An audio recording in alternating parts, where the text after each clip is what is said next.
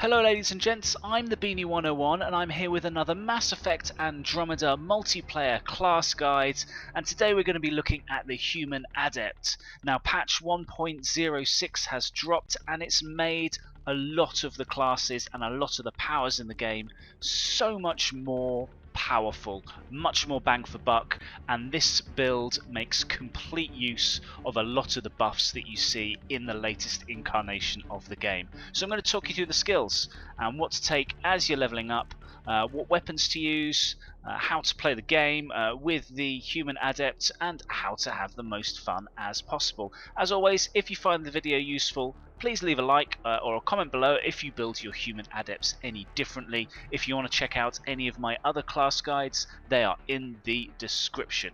But first we're going to talk about the pull skill. This is going to be your absolute bread and butter. We are basically building it for maximum recharge, so you're going to be able to spam this skill pretty regularly with the build that we're currently running. So ranks 2 and 3 are going to give you greater recharge speed and greater duration on your pull, but at rank 4 we've got a choice between duration and radius. I've chosen radius on the basis that I'd rather impact more enemies with pull. It's a crowd control ability. All of the red bar enemies that you see, they're going to be out of commission whilst you have hit them with the pull skill. So if I can hit 2 enemies rather than 1, I'd rather do that. Duration is the other choice at rank 4. The reason I don't take this is, to be perfectly honest, pulling someone and rendering them useless for a period of time is normally more than enough time to either whack off another skill, shoot them in the head with a shotgun or whatever, and just outright kill any enemies that have been pulled anyway. You don't need the duration, whereas the radius means that you can crowd control more enemies. At rank 5 you have a choice between Crush and Grip, which does damage per second, or Expose. I prefer Expose to debuff the enemies by 30%, which means that any other damage that I do to them is going to be greater. Crushing Grip can be used as more of a fire and forget skill if you're running around and just pulling enemies out and then leaving them to other people to finish off. Crushing Grip does a bit of damage over time, but to be perfectly honest, Expose helps everybody out. It helps you kill them, it helps anybody else on your team that is firing at the enemy to kill them, so I think Expose is just flat out the greater choice there. At rank 6 I feel that you've got a bit of a better choice, and I've tried out both of these skills. Anti-shields, giving a shield damage bonus of 600 against shielded enemies, is pretty good.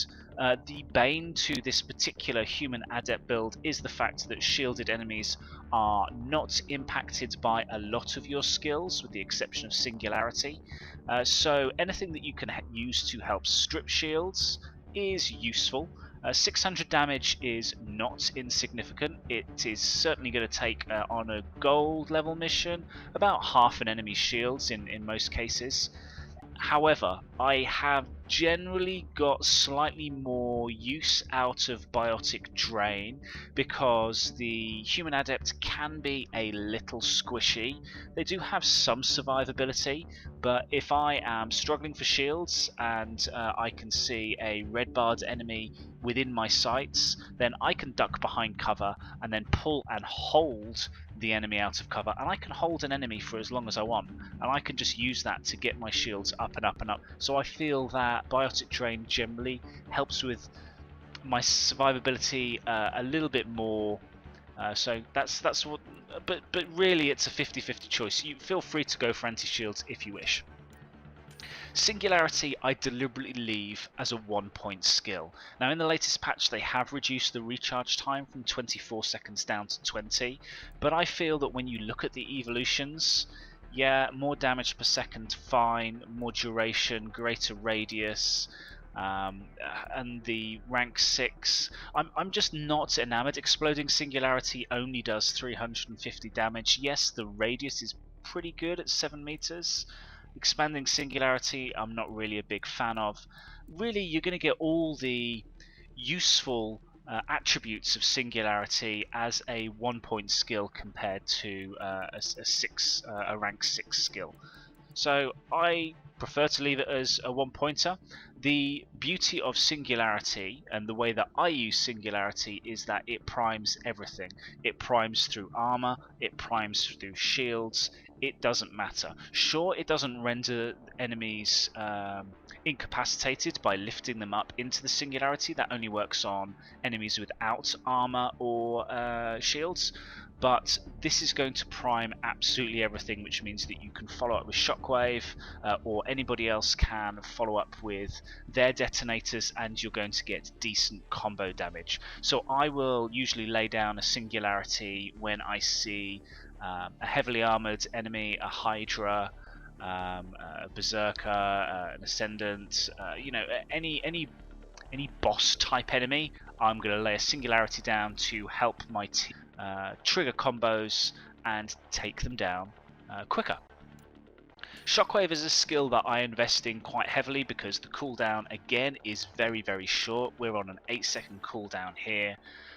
The thing to know about Shockwave is, yes, it is your main detonator. It's the lowest damage detonator in the game, so it does help to have it recharging very quickly. But on the flip side, Shockwave will also detonate multiple times. So if you've got 2 enemies that are primed, it will quite possibly detonate both of them rather than just one, which quite a lot of detonators do. So we get a recharge speed and damage and force boost at ranks 2 and 3. At rank 4, you can choose between damage and force, which is not insignificant. 45% damage, 30% force is pretty good, or a 100% radius increase. That's the width of the Shockwave.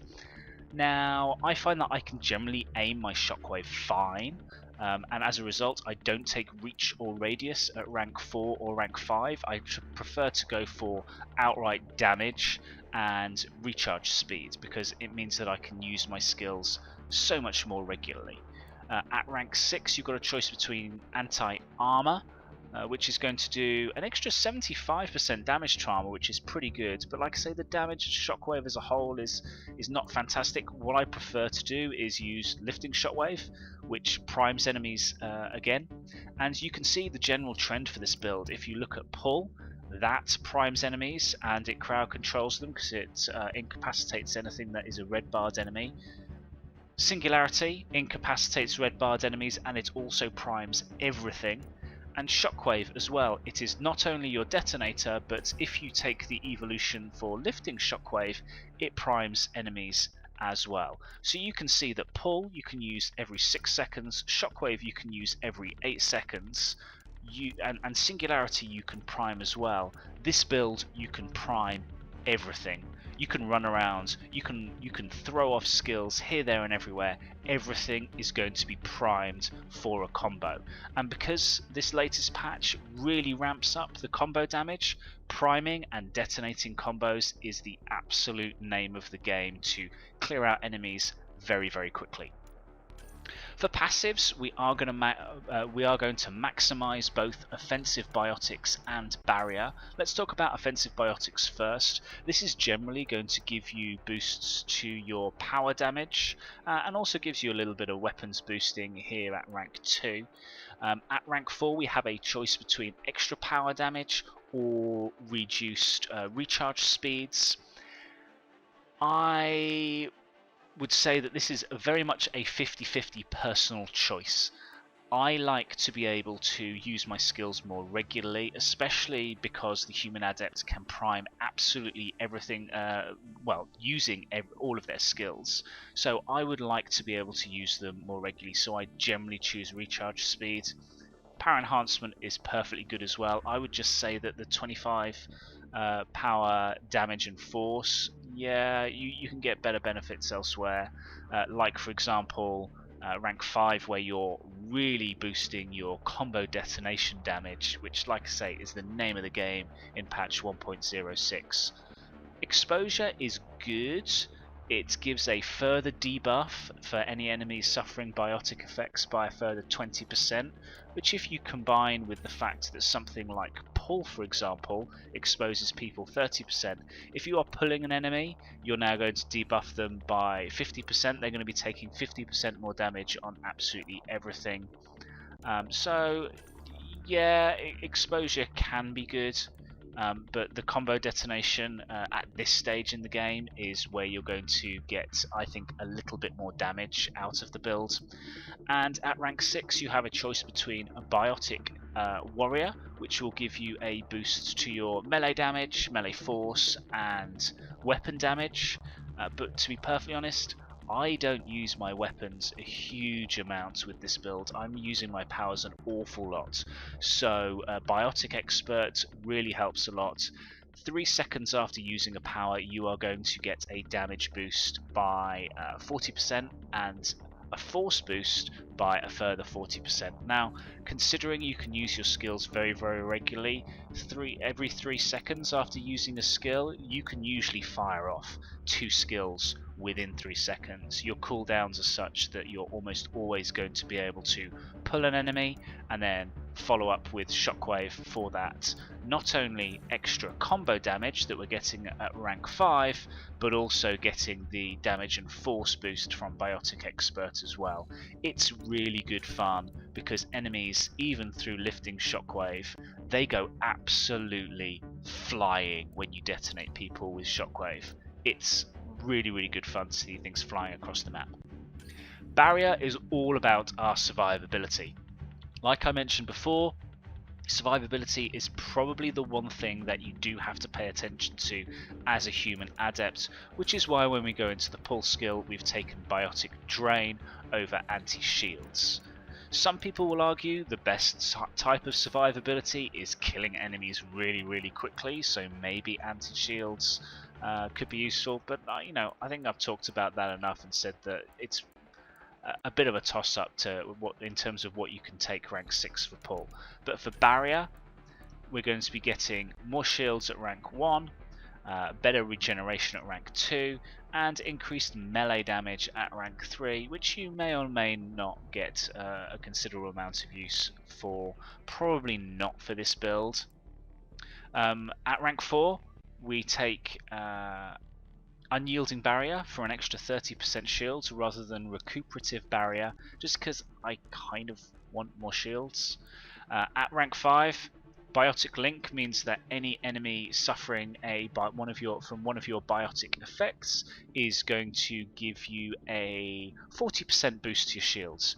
Really nice. There is now a 5-second cooldown on this skill, which means that it doesn't trigger quite as often as it did pre-patch 1.06, but it is still a good skill for classes that are able to fire off their powers on a regular basis. 5 seconds is still pretty quick. Even on gold missions, you're going to be able to trigger this on a regular basis. Barrier Drain is quite good. Shields get restored by 15% every time you punch something. So if you want to pull and drag people towards you and punch them, yeah, you will get some benefit from that, but to be perfectly honest, I wouldn't play the build that way.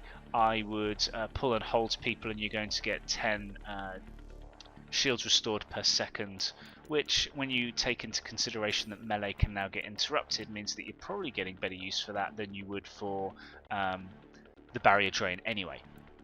For rank 6, there's only really one choice, in my personal opinion. Now, it's become a little bit of a closer decision. Saving barrier is great. So when you get to low health, you are automatically going to restore all of your shields. It really helps your survivability. The cooldown now is every 15 seconds. So if you are regularly putting yourself into trouble, this is not going to save you as much as it once did, but it still saves you a lot of the time. It's a very good skill. Active Barrier, which gives you more shields on every biotic kill. Now, because combos are so much more potent, you're going to be getting a lot more kills with your biotic skills. So Active Barrier is going to probably be able to be triggered more regularly, so you're going to get to a stage where you're topping your shields up on a regular basis, whereas Saving Barrier is really a skill that is only going to come into play if you really get yourself into trouble. So I still think that Saving Barrier is my one of my more favourite skills in the barrier tree, but Active Barrier is certainly way up there, and this also has the benefit of it partially restores the shields to your allies as well, so long as they're in close proximity to you. So if you're running around as a group of biotics, then, or if you notice that if you're in a friends group that plays with a lot of adepts like Asari adepts or human adepts, anyone with this tree, if you all run Active Barrier, then you can all be topping each other's shields up as you go around killing things, so that certainly has its uses. There is the build. That is what I use. In terms of weapons, I want a high firing weapon because I want to be able to get rid of shields as quickly as possible in most circumstances. So for that reason, you can use the Charger if you're just starting out in the game, but I also quite like to use the Hornet these days, especially now that it's got a considerable damage buff. As you can see, I only have a Hornet rank 1, and it still does really good business for me, so I like the Hornet. I've got a Disciple as well, just because I've got this to quite a high rank. You can see that it means that I get a slight penalty on my recharge speed by 4%, but it does mean that if I am in a situation where I am in a bit of a pickle and I can't quite, and all my skills are on cooldown, I can whip out a Disciple and I can still do some very, very high DPS. For equipment, a very easy decision here. We're going to use the Adaptive War Amp, which gives all of our biotic powers a further damage increase by 30%.